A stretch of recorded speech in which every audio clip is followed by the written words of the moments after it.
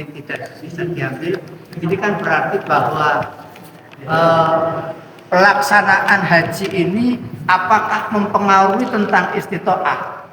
Karena manistatoa ilaihi sabila ini kan apakah serangan Iran kepada Amerika dan Amerika tiga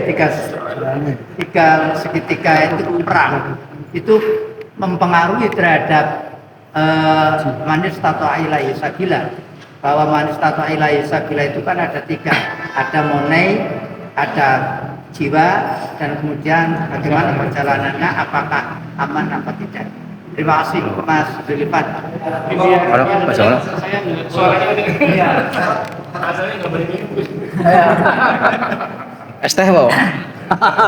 Kalau pada Maret, ayo mau 3 jam aja. Kalau begini terus ada. Assalamualaikum warahmatullahi wabarakatuh. Waalaikumsalam.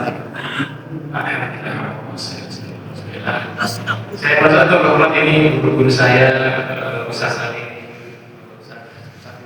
Saya biasa menyembah Ustaz ya, dan pertemanan Ustaz dan Ustaz Ali sekalian. Saya SD di Muhammadiyah Purwosari, SMP Purwosari sih. Lanjut ke sekolah perawat kesehatan di Puskesmas. Kayaknya ada cocok kesejahteraan dan S1 saya di Komunitas Indonesia. Jurusan yang saya lihat itu saya masuk sesar. Jadi S1 sesar ini 2003-2007 lulus dengan predikat kumlot dan anak kumlot dapat beasiswa ke King Saud University Riyadh di kota Arab Saudi. 2012 saya sudah selesai. Lalu di UI sekalian saya S3 di UI di Cultural Studies. Lulus tahun 2024 kemarin. Ya begitu Pak. Ini orang kampung saya, orang kampung anak petani yang sangat-sangat paling bawah. Tapi selalu punya semangat, punya doa dan punya keberuntungan Pak. Kalau nggak beruntung nggak bisa sampai ini. Tentu di antara SD sampai S3 itu perjuangannya itu perjuangan batin ya, banyak yang banyak cerita. Nah sekarang saya jadi dosen tetap di Universitas Indonesia, prodinya di Arab. Karena batas Arab itu ya ngurusin politik, ngurusin sosial.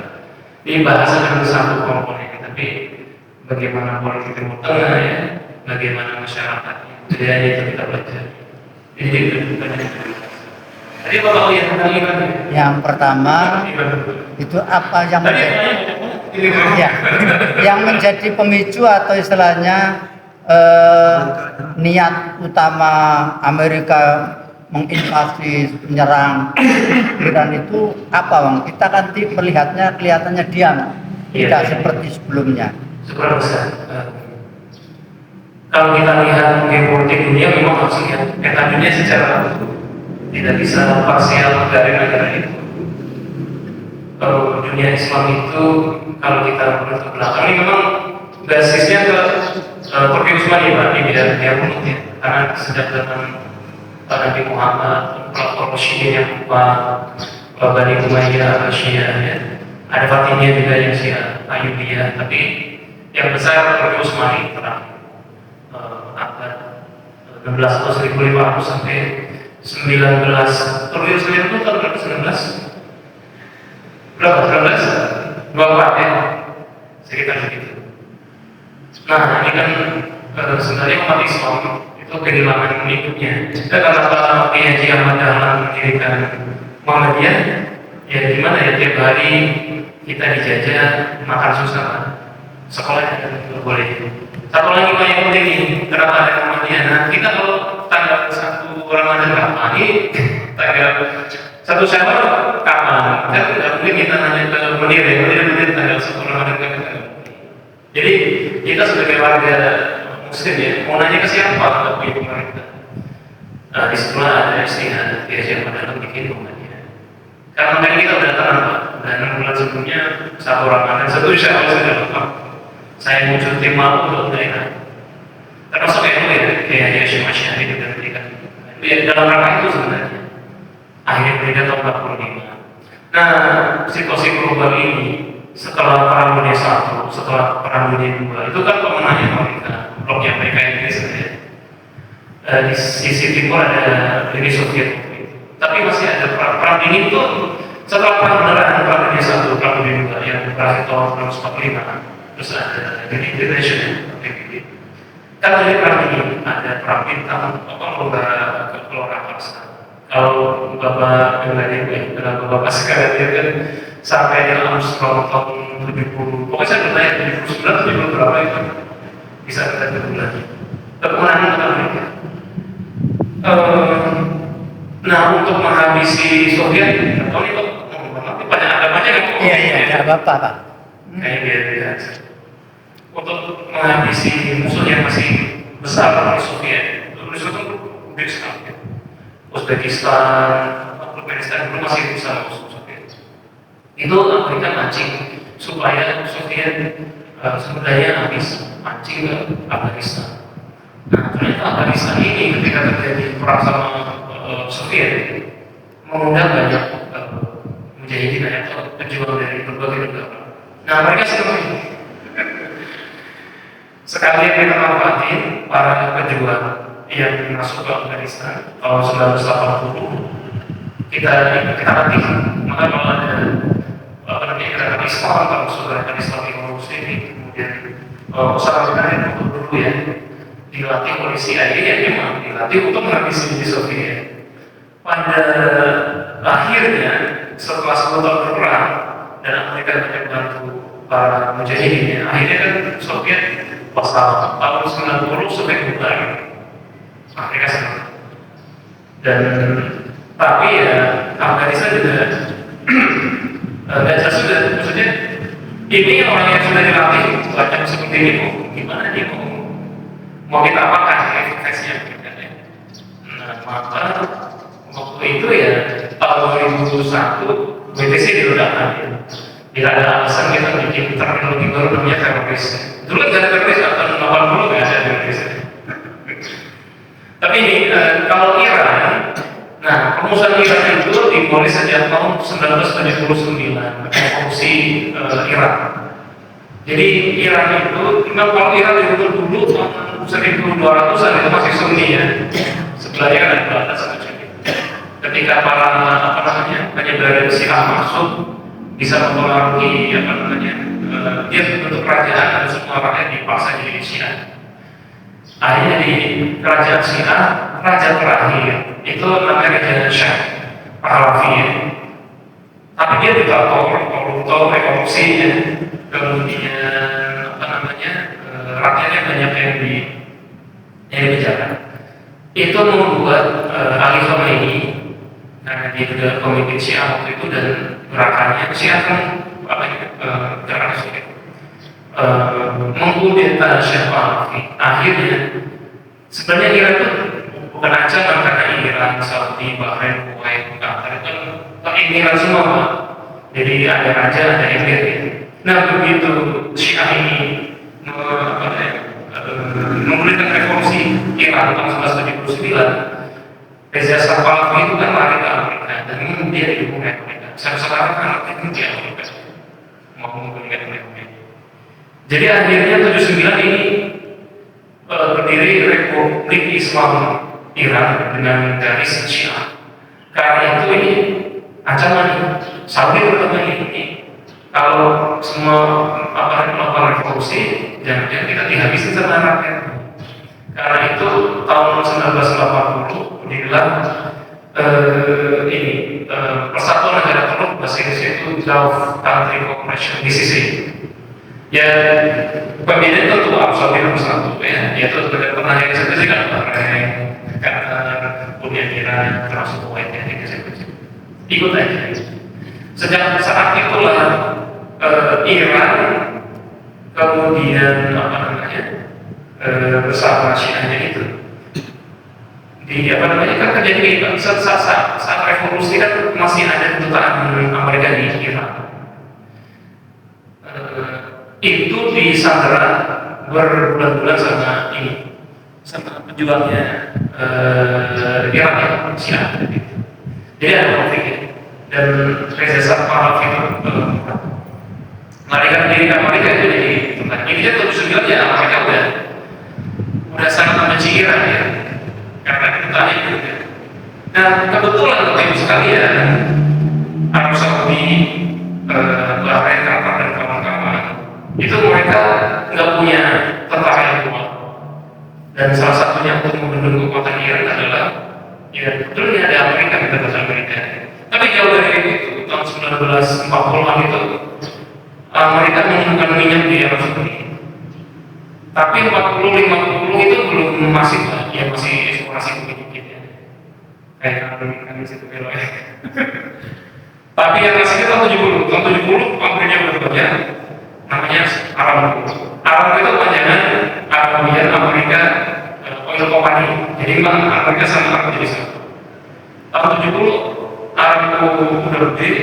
Nah ini Saudi yang tadinya Saudi itu dulu ya bisa lihat di Mesir itu tahun 60-an itu rumahnya cuma pakai tanah liat gitu, nggak ada penduduk, sekarang penduduknya luar biasa. Tahun 70 kebanyakan duit. Ya udah malah sekolah, bangun kampus. Nah tahun 80 mulai mengekspor. Nah kalau saya dari Al-Azhar saya. Nah tahun 80-an itulah baru di sini kalau di sini ada yang itu di paling besar di lulusan Universitas Madinah. Ada yang ya di Madinah. Itu tahun 80 udah mulai undang para pelajar dari seluruh dunia untuk kuliah di Arab Saudi. Tetapi kalau kita memakai kacamata kritis tentu di Saudi tidak hanya kuliah saja ya.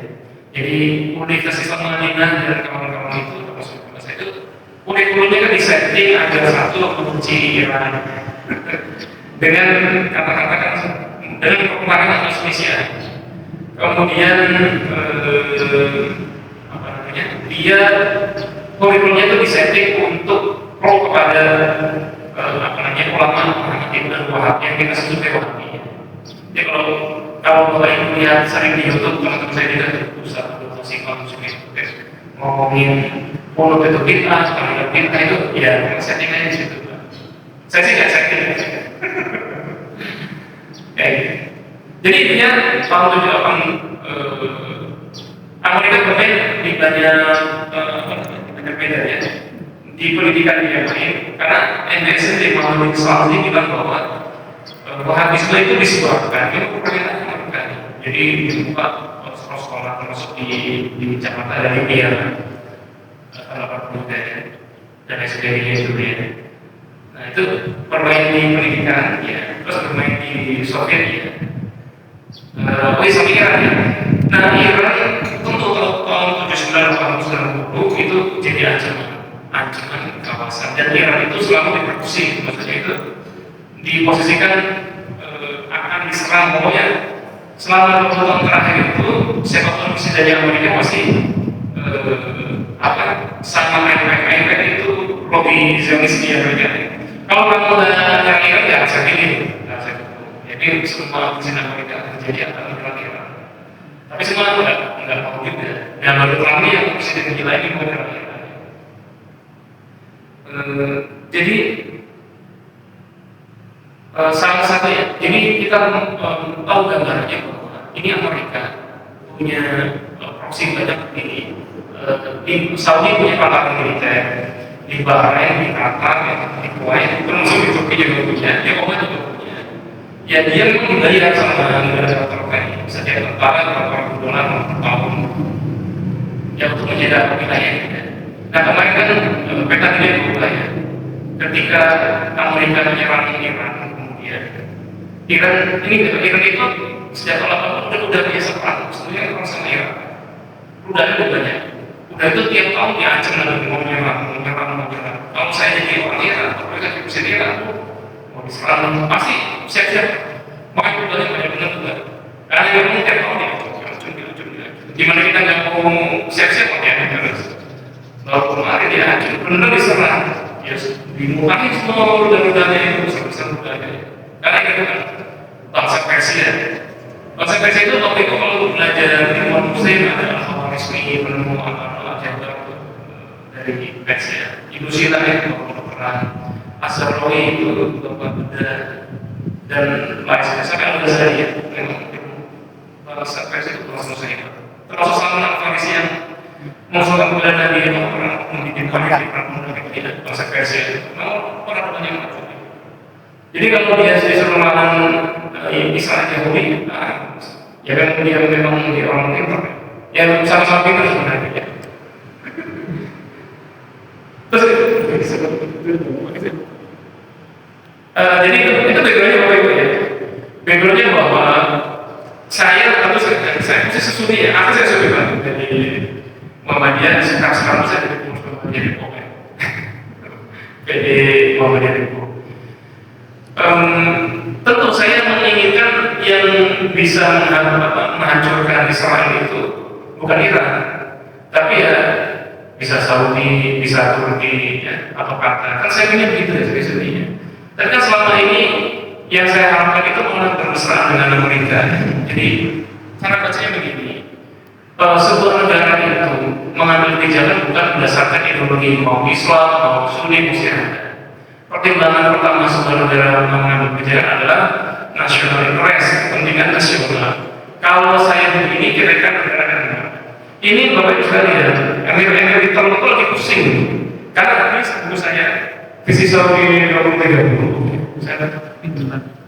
Siapa tuh? Siapa ada yang punya? Ini saya membahas khusus di Saudi, di Arab Saudi. Tadi saya bilang, yang tadinya rumahnya tanah-tanah, tiba-tiba MBS bikin visi Saudi 2030. Musik yang tadinya haram, semua dibikin wisata di Madinah Islamnya, di Madinah, kemudian di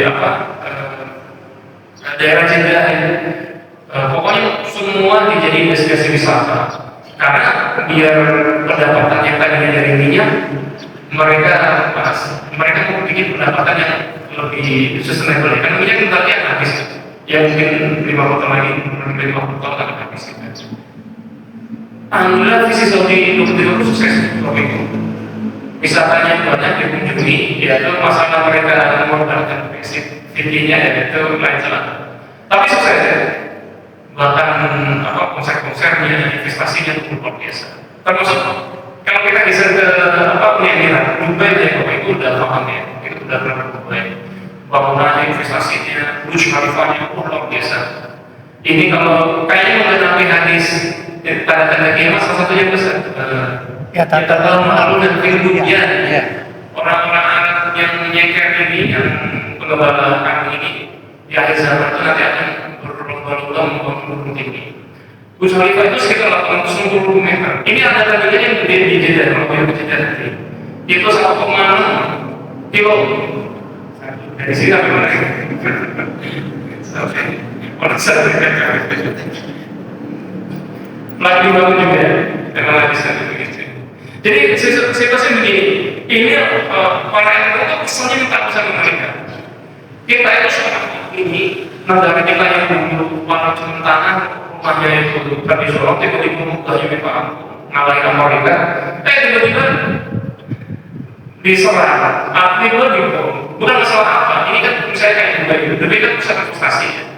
Orang Kristen orang di situ, aktivis nasional di situ, beli properti kayak orang Jumairah yang pulau yang kayak orang itu kan punya orang asing semuanya. Ini kalau ada orang siapa yang tinggal di situ, investasi ambil semua.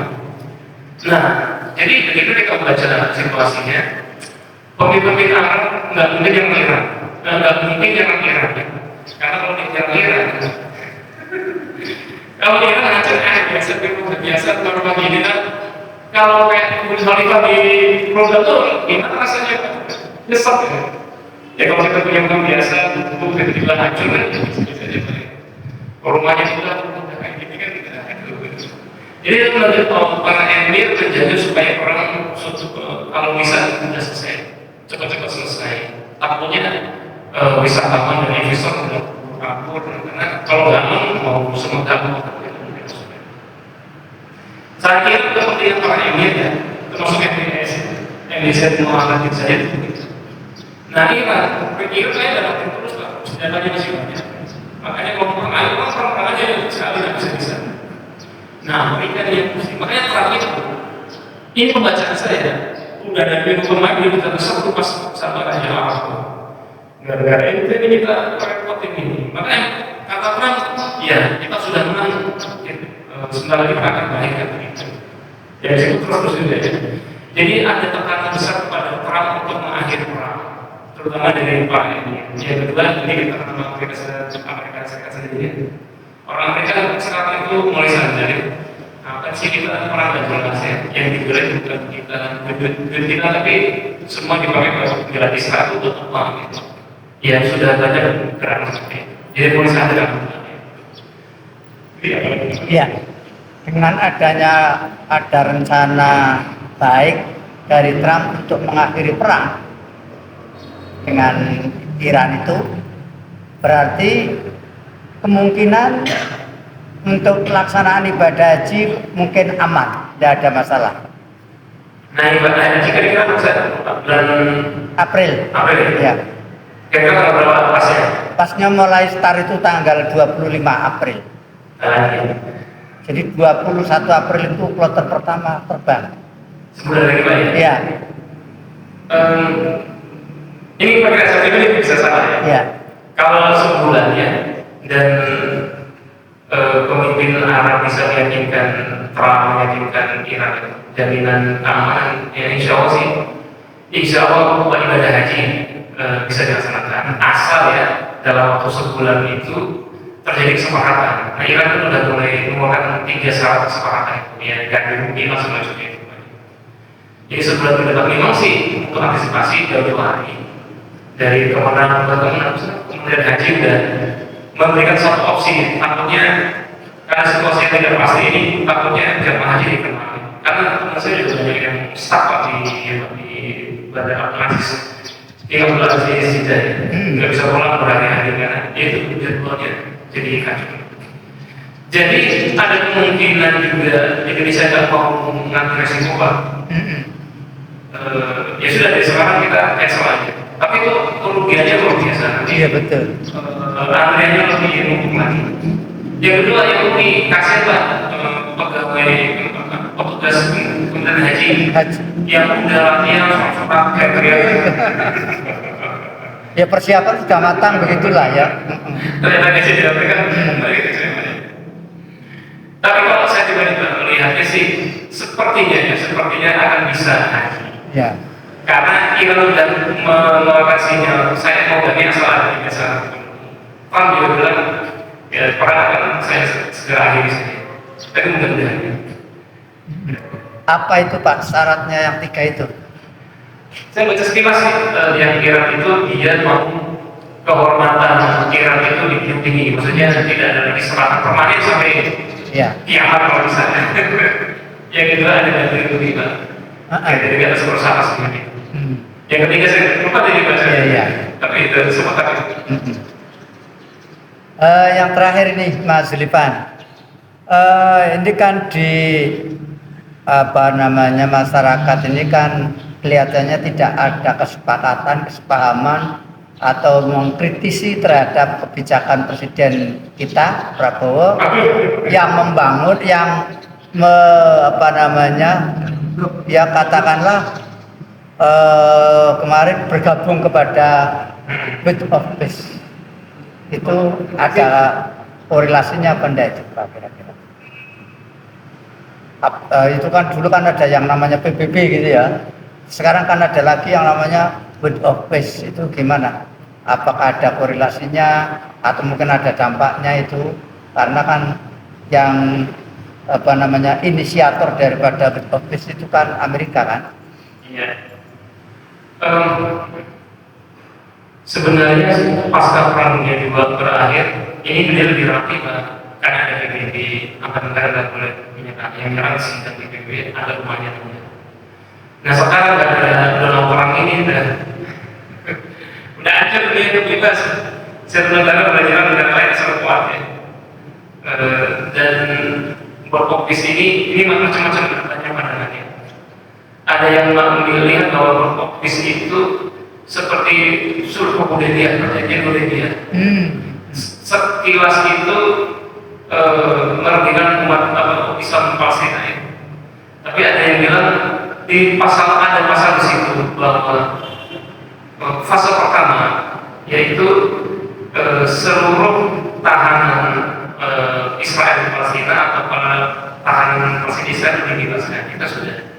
Terus fase selanjutnya adalah peluncuran senjata pejuang Palestina bernama Hamas dan diserahkan ke negara. Itu di teksnya itu daulah sultanat atau otoritasnya, tapi daulah Palestina.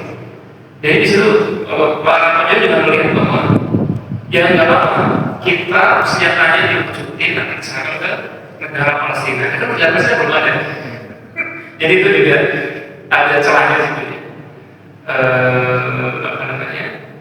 Yang ketiga karena dari BOP itu termasuk akhirnya menjadikan pintu Rafah dibuka, pintu perbatasan antara Mesir dan Gaza di Sinai dibuka dan banyak truk. Sebenarnya jadinya satu hari itu sekitar 100 atau 200 truk bantuan makanan. Jadi BOP setidaknya bisa sedikit mengobati ini terhadap bangsa Palestina di Gaza. Jadi bantuan masuk, tinggal ada kabar yang dilakukan semuanya. Tinggal pelaksanaan ini karena peluncuran senjata. Nah, saya lihat bahwa kan Muhammadiyah, NU atau partai Islam PBB, PKS itu kan nggak mengkritisi BOP ya. Ya karena memang mereka melihat ya ini lebih dekat ke perjanjian Hudaybiyah gitu. Jadi sekilas itu merugikan, tapi sebenarnya banyak celah yang bisa dimainkan dan bisa memberi manfaat kepada bangsa Palestina. Ya, itu kami agak apa namanya optimis yang terkait bahwa pelaksanaan ibadah haji di tahun 2026 ini atau 1947 ini akan bisa diberangkatkan. Mengapa? Jika kemudian memang Amerika dengan Iran itu ada satu kesepahaman dan sepakat bahwa akan menghentikan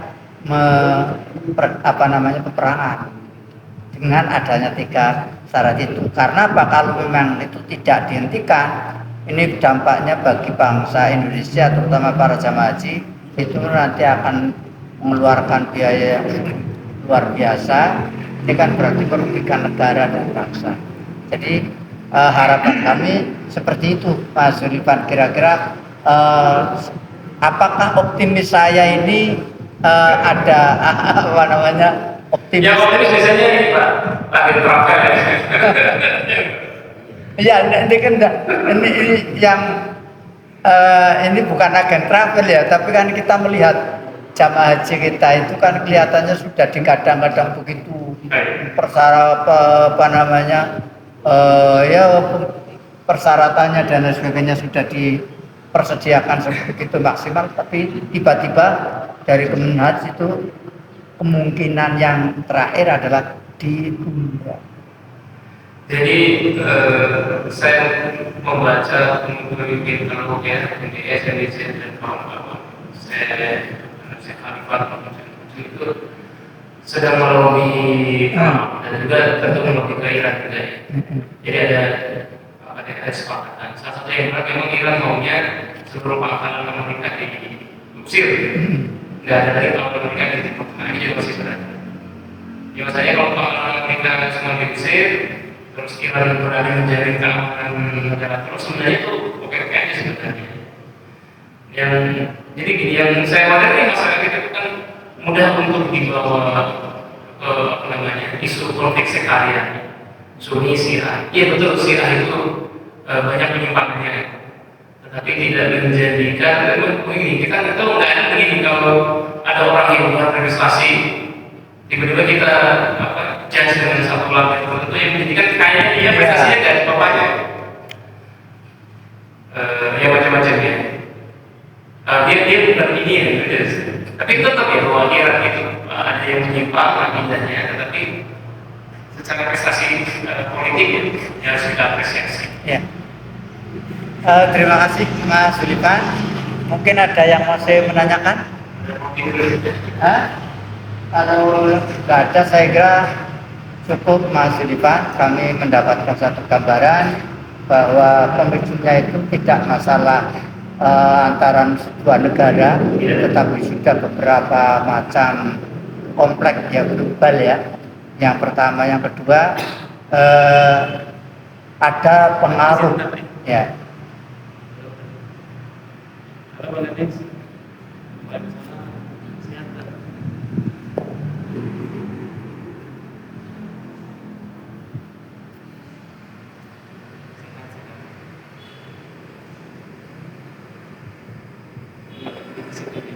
Tapi di kampung ya.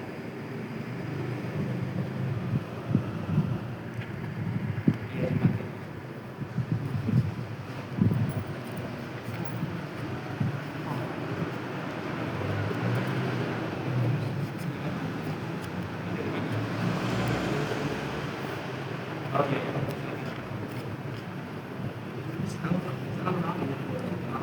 Dia nggak simpen barangnya, simpen ini kan.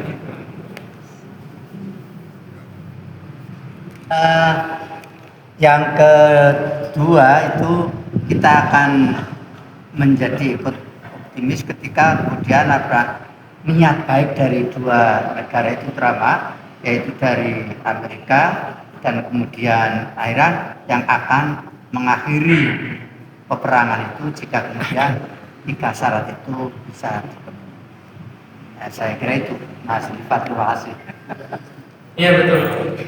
Ya kalau saya sih sendiri pasti Pak pinginnya dan lainnya biar bisa diajak akhir travel dari motor lagi ya kan. Iya, ini kayaknya sudah mulai titik jenuhnya dari Iran dan Amerika dari Israel. Tentu Benjamin tadi juga diprotes banyak orang di Israel juga ya. Karena udah mulai masa kacir, banyak yang meninggal juga ya. Ya, tapi kita sebagai Sunni sebenarnya itu peristiwa perang ini juga harus memberikan pelajaran bahwa keberanian terhadap penjajah terutama itu kan ajaran sunnah, ajaran Nabi pada para sahabat untuk melawan penjajahan. Nah, kayaknya pemimpin Arab ya, kalau terutama itu masih ini Pak, sesuai sasaran itu terkena penyakit bahan. Kubur dunia sama ini takut mati. Kubur dunia jelas ya, tokoh-tokohnya wisatanya luar biasa dan takut ini juga, takut mati dan capek-capek kan. Itu yang bikin kita paham begitu. Jadi mengapa dalam sebuah hadis lain juga mengapa umat Islam tidak seperti makanan di meja makan yang bukan. Padahal cuma kita waktu itu mayoritas kata Nabi banyak, yaitu karena kalian semua itu menderita al-waham. Nah, tafsir saya kayaknya memang pembinaan utama masih menderita al-waham itu. Jadi ya jadi perbuatan. Nah, gimana kita menyikapinya itu sebagai maksud kita Sunni agar lebih agar lebih berani lagi. Tentu kita nggak bisa berharap dari pemimpin negara terus yang sekarang ini, karena kita punya sendiri. Ya mudah-mudahan perang dan lama-lama ini kesehatan juga. Karena setelah Hormuz ditutup, jalur minyak tutup. Ini di Thailand, di Filipina, ya di Singapura itu sudah ada kalimat. Kan Prabowo mengasih kalimat belum keluar nih. Kalimatnya adalah ini memperbanyak WFH, work from anywhere atau work from WFH, work from home gitu. Dan terus transportasi itu berkurang dan konsumsi kita itu berkurang, itu lebih banyak didorong untuk kerja dari rumah. Karena cadangan BBM kalau konsumsi ditutup ya susah gimana. Ibadah udah bingung juga, ini cara kita tinggal 20 hari. Pokoknya ini kita pasal lagi perang ini, dan tentu Iran akan, saya yakin ya Presiden Prabowo pasti akan bertemu Presiden Iran gitu. Itu tolong naik aja gimana? Pasti itu semua kepala negara bisa nggak ibadahnya. Udah jangan lama kita pusing nih, pasti ngomong gitu. Cuman kan kita tunggu takdir kita Prabowo. Sebab tahu disuruh memang BBM satu hari nggak lebih dari 5 liter. Ini Mas yang terakhir Mas Gilpan. Sebelum saya membaca buku ini dia saya belum baca ini Mas. Tapi saya sekilas membuka bahwa ada semacam reformasi atau katakanlah revolusi terhadap perempuan. 3 tahun yang lalu ketika saya melaksanakan ibadah haji tahun 2023 itu sudah ada informasi bahwa sekarang Arab itu tidak seperti yang dulu. Artinya bahwa sekarang perempuan itu sudah bekerja di luaran. Iya.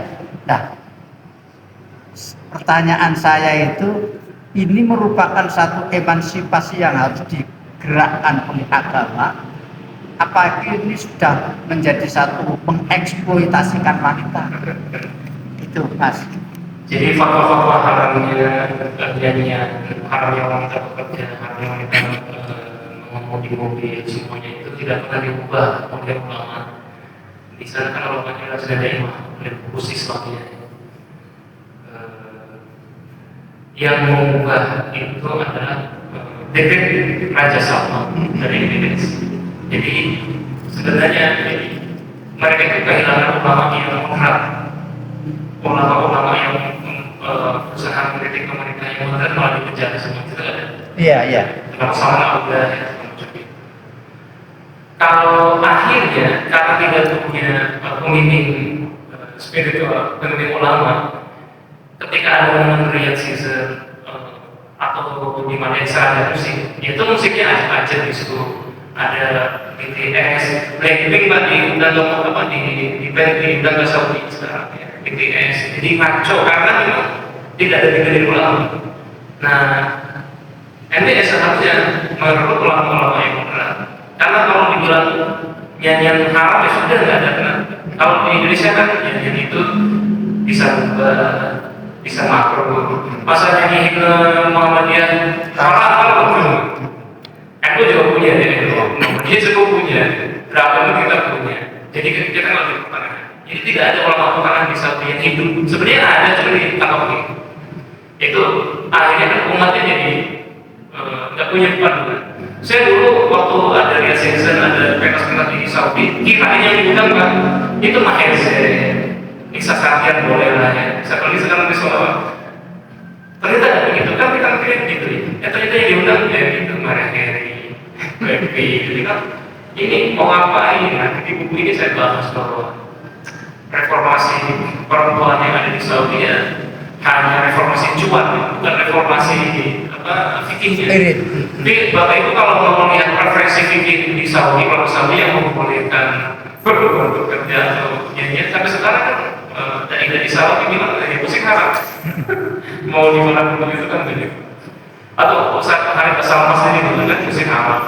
Atau Indonesia Raya tidak gitu ya semacam-macam. Karena memang itu saya bilang ya karena setting aja. Nggak tahu saya nggak setting nggak ya. Karena saya terus begini. Terus saya mengambil pertanyaan. Iya. Nah mungkin karena dulu ini juga untuk ngomong pusat sari bahasa ini lebih moderat. Ya. Jadi Bapak Ibu ada lagi? Ya, cukup. Mungkin tidak ada yang bertanya, Pak Minarjo. Cukup ya. Terima kasih Mas Zulifan. Bertanya sedikit ini buat Bapak Ibu penasaran dan masih tidak membaca yang lebih. Sudah dijelaskan. Assalamualaikum warahmatullahi wabarakatuh. Yang pertama, terima kasih atas rumahnya belum